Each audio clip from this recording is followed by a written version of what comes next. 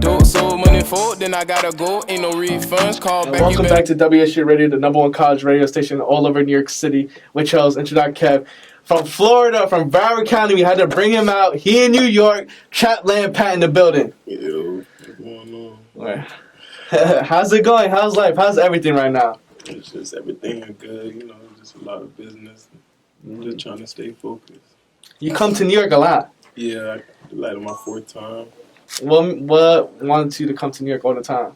Oh, I just be working. You know, they got a lot of good producers out here.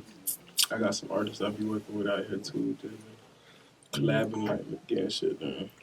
Okay, and speaking about one of the producers, I seen you last night with my homie J Bang in the building. Yeah, J Bang of 5. You know that like 4 songs, 4 hours. Yeah, you got some shit. Right. And well, how did you reach out to Jabanga? Did you? He reached out to my team, I guess. We just linked up. As soon as we got in the studio, he went to playing beats. And then we just knocked him out. As soon as I heard him. And besides, Jabanga, what other producers are you tapped in New York? I forgot the other one, but it's gonna be another one that come out the other day. I forgot his name, but he produced for Rowdy them boys. A lot of people. He got a lot of credits. I hear Pop Smoke them boys. I forgot his name though. I just met him though. And coming from Florida to New York, right? What's the go-to when you go to the deli? What's the go-to? Are you getting the chopped cheese or is it chopped cheese? Chopped cheese. What do you get on your chopped cheese? Because you're from Florida, so it might be different. Like, what do you get on it? I get it plain, man. Plain? I don't get nothing too crazy on there. Do you enjoy going back like New York more than Florida, or do you or is Florida always gonna be home? Yeah, I mean I've been in Florida my whole life, so like when you come over here, when you wake up, it's a whole different vibe, different scenery. So like, I ain't got no problem with it. Do you like the cold? Yeah, I ain't got no problem with the cold. I was already in Indiana at one point in my life. So. You went to Indiana to school, yeah. And it's a full circle. You went to school, and now you're getting interviewed by college. So how's that feeling? Crazy. I ain't gonna lie, it's good. I mean, it feels good. Yeah, it feels good. Like a different type of, it's just different. What advice do you want to give to college students that, you already been to college, you dropped out, and you became a successful rapper? Shit. What advice do you want to give to college students? And keep that shit going, stay motivated, Always keep your options open and just do what you like at the end of the day, because it's all about what you like at the end of the day. And do you feel like, would you ever want to go back to college and finish it up, or would you? Yeah, I'll go back. What were you studying back then? I was in the medical program in computer engineering too. Were you playing football at that time, or? Yeah, I was playing football. What position were you playing? I was playing corner and receiver. So out of your whole group, are you the best football player? Shit, yeah, I'm the best. Yeah, I'm the best ball player. And how was that transition for you from leaving football behind to become a full-time rapper? Shit, I was already playing around with the rapping and shit, but it's in rapping you still gotta have discipline and stuff. The same thing you would use in school, the same thing you use with the rapping and shit. And when you started rapping, you was in high school, right? 11th grade? Yeah, I was already rapping. Even before that. When I took it serious, that's when I took it. And when you took it serious in 10th, 11th grade, what was that moment for you when you're like, oh, I need to start taking it more serious and, taking it to the next level? I ain't really take it serious in high school. High school was all joking around. People wasn't really trying to support you like that. But nigga wasn't even taking it serious. When I left college, when I dropped out, that's when I took it serious. That's the only route you got left. So And do you feel like Broward County still got it in Florida? Because a lot of people are talking about Jacksonville's taking over Florida. Do you feel like Broward County still hold it down? Or yeah, Broward County still got it. It was just that other places got more hype right now. You got a lot of stuff going on. Broward still got it though. Do you feel like Broward is always going to be the #1 spot in Florida? Yeah, they the trendsetters. Most of the trends come from Broward and Miami and shit. And the South always gonna have it. All right. And speaking about Broward and Miami, there's always, since I was in high school, there's always been the battle between Broward County and Miami-Dade. Why is that? Shit, because we both in the South. We both got a lot of big rappers and shit. So most of the trends come from there. So all the clubs, all the music, we've been going like that before we were here. So it's always gonna be like that. And a lot of people when they tune into Broward, they always think about Kodak, X. Who else are down there rapping? put us on, put mad people on. Like, who's down there besides you? Who else is rapping from your group? FCG, Eloise Shammy.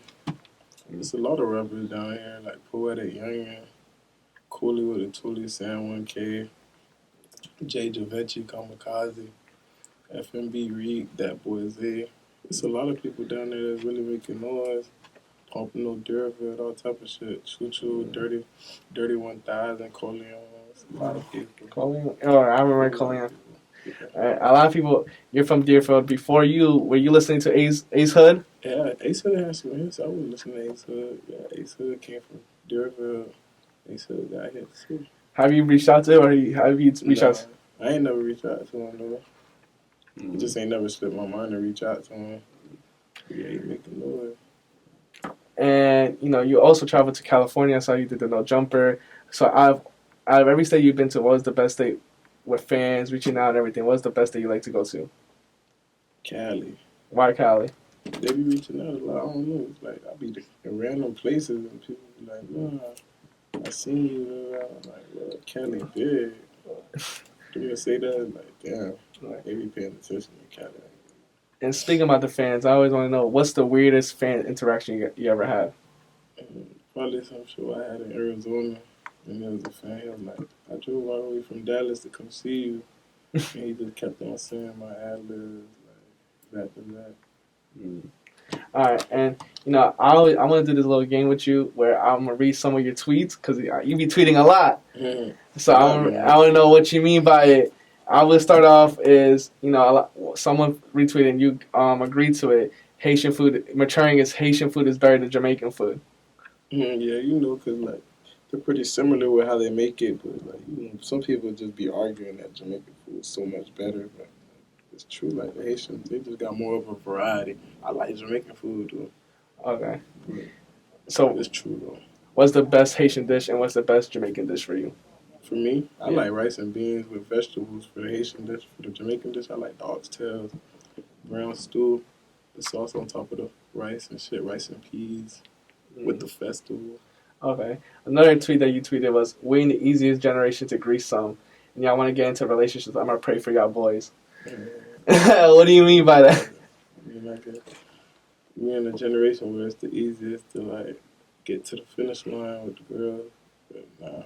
It's like now the boys want to be more in love than the girls if you're paying attention. Girls don't really want to be in love right now. So it's all the boys going outside because they don't understand like what's going on right now. Okay. And then another last tweet that I've seen was semen retention is for guys who actually got motion. Like you guys still greasing the same diamonds from high school.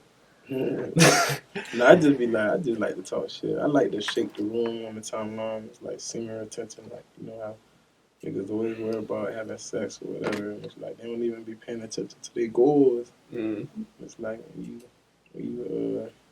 you steady having sex like that, it's like you getting farther away from your goals and what you really want to accomplish.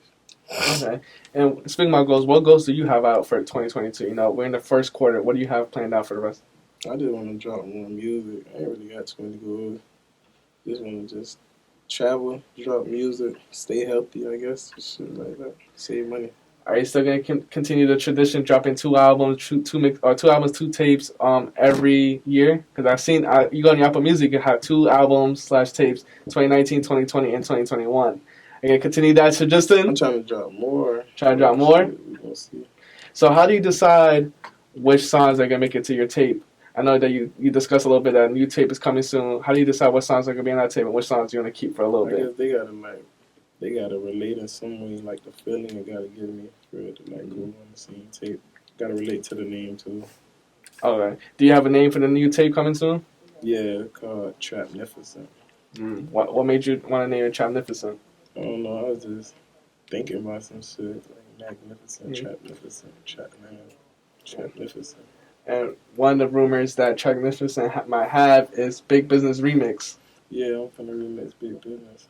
Do you know which artist is gonna be on there? Not yet. I don't know yet, but it's gonna be remixed for sure. Okay. And speaking about more about the new tape, like, do you know how many songs, or you just know the name and you might be like, all right. How many songs? I think like 15, 16. 15? Yeah. Most I ever dropped on the project. Okay. Besides the remakes that might have a feature, who else might be? There's gonna be other features that are gonna Yeah, there's gonna be like probably 4 or 5 features. Fredo gonna be on like 2 songs. Okay. And some other artists on there. And speaking about Fredo, how did that link up happen? Oh, that link up was cool. It's like somebody from his team reached out. But I've been seeing him, like, met him at a video shoot, took a picture. Then, you know, years later, it's just like, shit, want to manage me or some shit. So Okay. ever since we managed, it's just been clicked up and working. And I always ask this question a lot. What's the funniest story do you have with Fredo Bang so far? A funny story? Yeah. I don't really got nothing too funny. I didn't know. I remember one time we got pulled over or some shit. And it was just like, damn. And I was sleeping, and then he just waking me up telling me pulled over. So it wasn't funny though, but at the same time, it was crazy. Mm. That shit is like we both can't really be around the law and stuff like that. We was on thin ice right there. That shit was just too much. What made you sign to his label and everything? What was that process? Because a lot of artists be thinking like, oh, should I sign? Should I stay independent? What made you sign it? Shit, I mean, I wasn't losing anything by signing to him. Mm. Yeah. You know, some contracts be fucked up. It's like I wasn't really losing anything. I was still gonna be able to do what I want to do and still work at the same time. So it's like a stepping stone. Well, someday, can we see your own label, Trapland label? Like, Yeah, for real. I got one. I got an LLC and stuff. I'm working on it right now, though. But you know, I gotta put myself in a better position before I can help anybody else. okay. Besides, rapping, and you said you getting your LLC. What other business ventures are you trying to tap into? Are you trying Real estate. real estate? Why real estate? Cause I already started messing with some properties. I got a lot of cousins that own like duplexes and stuff. And I'll be seeing it. And I got an 18-wheeler too. So it's like I fuck with the real estate. I like to see where that money goes. It's like flipping the money, even though it's long term. You think it for years later and not right now. So I like it though. So you want to create generational wealth? Yeah, generational wealth. Cause my family ain't got none of that right now. And when you first got signed and spent all the money and everything, what was that first thing you bought with your check? I ain't spend on nothing really. You didn't spend nothing? No, I don't really spend money like that. You not. What's the most I done spent money on? Yeah. A funeral, my grandparents' funeral. That was expensive. Other than that, I ain't really spend nothing. I mean, I got these this year. Or with Johnny Dang. I went Johnny Dang, but I ain't buy nothing really. Like, I'm pretty like subtle. I don't really do too much. Was that moment surreal for you with the whole Johnny Dang link up and he actually making? Yeah, it was nice. Flawless game, for real. That shit was right. Yeah. And looking back at your whole career since when you started, about like senior year, when you dropped out of college, when you started taking it serious to now, are you satisfied with where you're at right now? Yeah, it took time. I mean, I dropped out like 5 years ago. It took time. It didn't happen overnight. A bunch of sleepless nights and stuff. Or with the homies and stuff like that. What about it? Like you was last sleepless nights with the homies and gang with you and stuff like that. A lot of isolation too. At any point, did you feel like you were gonna give up? And if you did, like, how did you like continue and like not give up and not lose Plenty focus? of time. If you give up, what you gonna do? You ain't got no other route. Like this shit, I ain't feel like starting over. Like, I'm already starting over by trying to rap. Now what I'm finna do now? Go back to square one again. And you said you worked hard for that moment. And I was doing my research. I seen someone that reached out and said that he noticed that you've been working hard and you've been with him since high school. I want to talk about Sway Lingo. Yeah. I've been fucking with them boys since high school for real. They seen me. They seen how I started. They seen everything. And how does it feel like now they can see like where you're at right now, like traveling everywhere and everything? They know I ain't just skipped the line. They know I took the stairs. It's like you taking 100 stairs, like 100-foot building. Like I was just going up the stairs for so long. That shit was just crazy. And speaking about when you first started, how was your first studio session like to now compared to now? The first one? Yeah. Horrible. Took me forever to finish the song. You used to just go in there say anything. It's just my songs are just so short, like 40 seconds long songs and stuff. So how did you improve? What did you get better at? Like when you first started, like what was the things you were lacking, and what was the things you knew you had down? The creativity, I didn't have like no formula the way I deliver my messages and stuff. Like I was just in there just saying anything. I didn't really go in there with like a narrow mind and like I didn't know what I wanted to do. I was just trying stuff. Like, you know, over time, whatever you do when you training, you get better at doing what you do. Mm-hmm. Over time, I was just getting better. Mm-hmm. Do you feel like you figured out your sound now? Yeah, I'm getting there. I'm almost there. Ain't it, Jolo? Yeah. I'm almost there. Not yet, though. You gonna know when you figure out your sound. And can you describe it a little bit right now for the fans that like, if you can describe your sound right now? Right now? Yeah. I'm almost to the climax, though. It's missing a little bit, though. But it's pretty good. And what do you feel like is the most important thing for song structure then? Is it defining the flow? What are you saying?